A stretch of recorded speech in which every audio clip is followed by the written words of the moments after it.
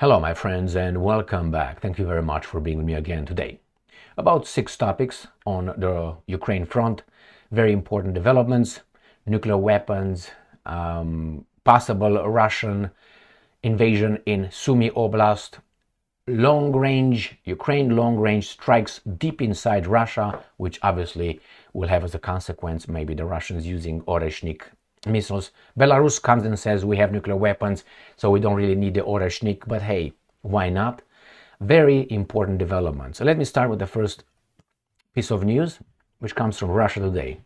It is from the 10th of December 2024. Belarus has nuclear weapons more powerful than Oreshnik, Lukashenko, the leader of Belarus, claims. The president made it a statement in response to questions regarding the deployment of Russia's new hypersonic missile system. I have brought in nuclear warheads, he claims, more than just a few, Lukashenko stated. He dismissed any skepticism suggesting that those who doubt the presence of the weapons in the country, and I'm quoting, didn't even notice when we brought them in. Well, okay, so since Hiroshima and Nagasaki, no one has pressed the nuclear button, not even the most powerful states, let alone Belarus, he said. We agreed on this with the Russians even before they returned our nuclear weapons. This is not the same weapon that we gave them. That was strategic weapons. These are tactical nuclear weapons, which are probably 5 times more powerful than the Oreshnik. So, if you remember, the Russians gave Belarus or Lukashenko nuclear weapons. Obviously, the Russians are operating those, but Lukashenko said, if you're going to give me Oreshnik, I have to be able to operate them. Yeah, probably you will have a say in that. So he claims that the ones that Belarus gave back after the fall of the Soviet Union, gave back to Russia, or transferred it to Russia, because the big dogs decided that, which is the Russians and the Americans. He wasn't understanding the whole Soviet Union dissolution. He said we got him more stronger, and these are more important than the Oreshnik. We have better than they think we have them. So this is the first topic. Very important. Why? This guy is talking about nuclear weapons. Obviously, the questions are asked like a ball that you put in the air in the volleyball so that he can slam them, like a threat. Hey, we're going to use them. We have them, so don't worry about it. Take it easy. But nevertheless, we have that, plus the Russian spy chief claiming that, and I think for good reason, Russia close to winning Ukraine conflict, he says. This is again from December 10th, 2024. Moscow holds strategic initiative while Kiev is on the back foot, Sergei Narishkin has said. Well, the war is not over yet, Narishkin. Wait. Kiev's military is now close to complete collapse, the head of Russian foreign intelligence, Sergei Narishkin, has said, adding that the current Ukrainian government has completely lost its legitimacy and is unfit for talks. So even if Zelensky might want over here to talk, according to Trump, who doesn't give a shit about saluting anybody, good for him, he says, we're not going to talk with these guys. We need different ones. Probably could be, I mean, not probably, yeah, probably could be the fact that the Russians don't want to talk with this government. That means they're going to go all the way in Ukraine, and after they go in and occupy how much they or take under control, they will say, okay, now let's hold some elections, and the winners of the elections will be the Russian side. As in Romania, they expect to be the Al Capone's side, because that's how democracy works, somehow. So that's what he said. So the frontline situation, I'm quoting, is not in Kiev's favor. It's not over yet. The strategic initiative in all areas belongs to us. We are close to achieving our goals, while the Ukrainian army is on the verge of collapse. It is true. It is true. But NATO could send troops over there, and what are you going to do? Nuke them? Russian forces liberate Zheltoye settlement in Donetsk region. So the Russians advance, according to Sputnik. And I have another article coming from the Ukrainians claiming that not only that these guys liberated, but advanced on about 9 settlements. All right. Units of the Russian Belarus Group Center have liberated the settlement of Zheltoye in the Donetsk People's Republic, the Russian Defense Ministry has reported. As a result of offensive, units of the Center Combat Group have liberated the settlement of Zheltoye in the Donetsk People's Republic. And that's all the information they give us. Where is that located?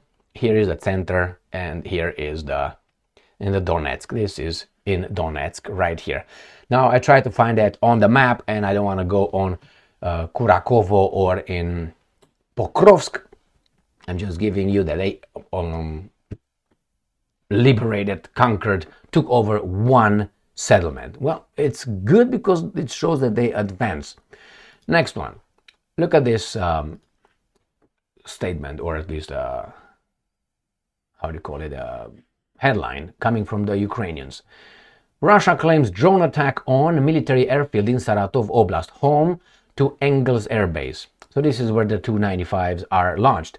So Russia claims drone attack on military airfield. Now this is a long-range strike on Russian territory. Here is a picture, and I'm going to show you a map of the Saratov Engels 2 base with all these Tu-95 strategic bombers on the waiting list over there. Local authorities in Russia's Saratov Oblast reported repelling a drone attack on military airfield.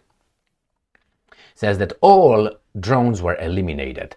Engels Base, located in Saratov Oblast, has been a key target for Russia since the full-scale invasion of Ukraine began on 24th of February 2024. Well, that's when history starts for you. The airbase is one of the main facilities the Russian military uses to launch missile strikes on Ukrainian territory. Why did they say that?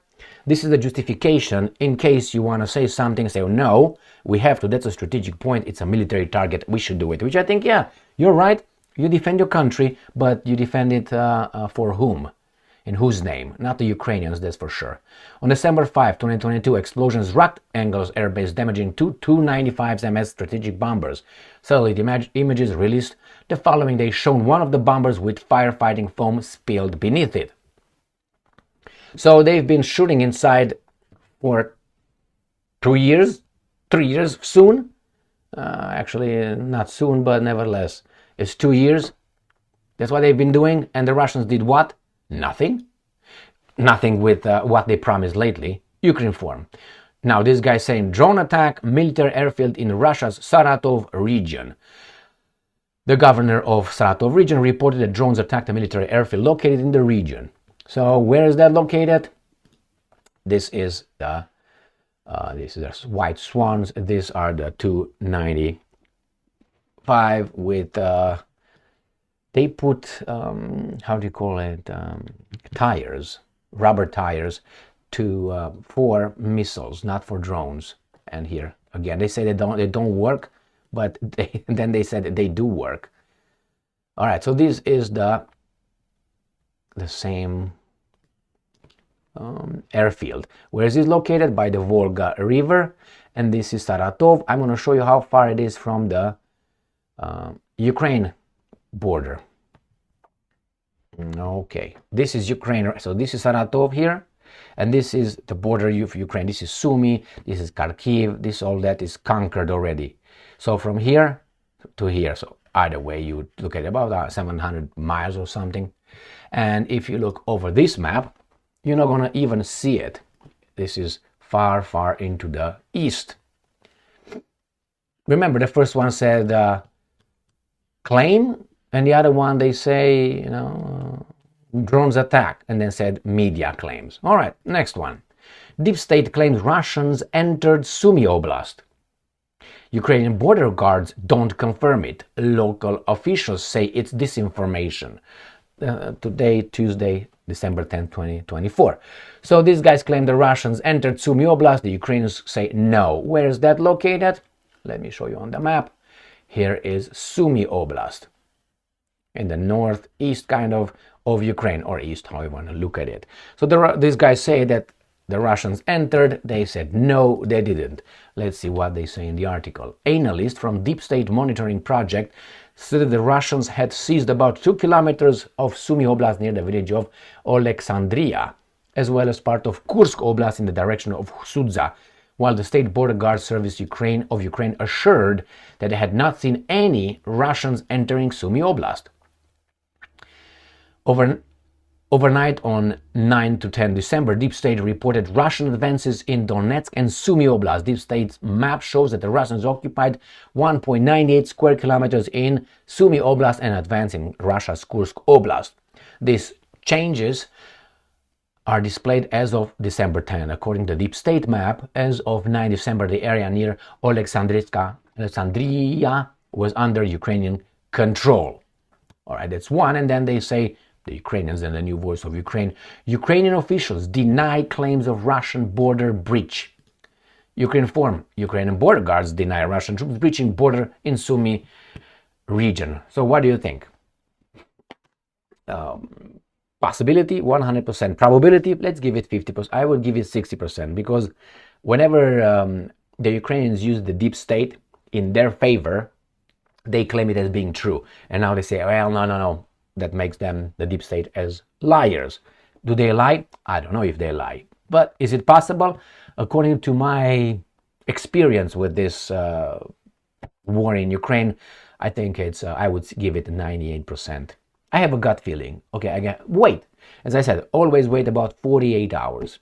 48 hours, let's say 72 hours, and then 72 is already too much. And you're going to find out when the Ukrainians will come and say, yes, indeed, but we repelled.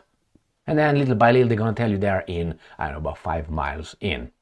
So let me show you this concerning article or piece of information coming from the Ukrainians.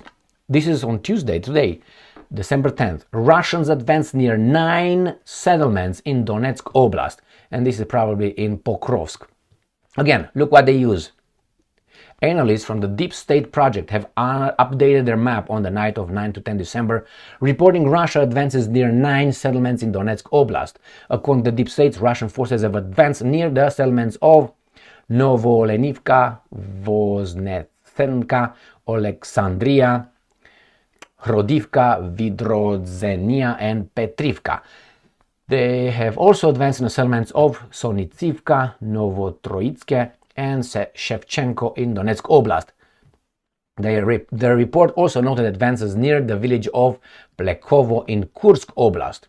The evening before, the General Staff of the Armed Forces of Ukraine reported that the Russians were intensively attacking Ukrainian defenders on the Pokrovsk front, conducting 51 offensive actions throughout the day.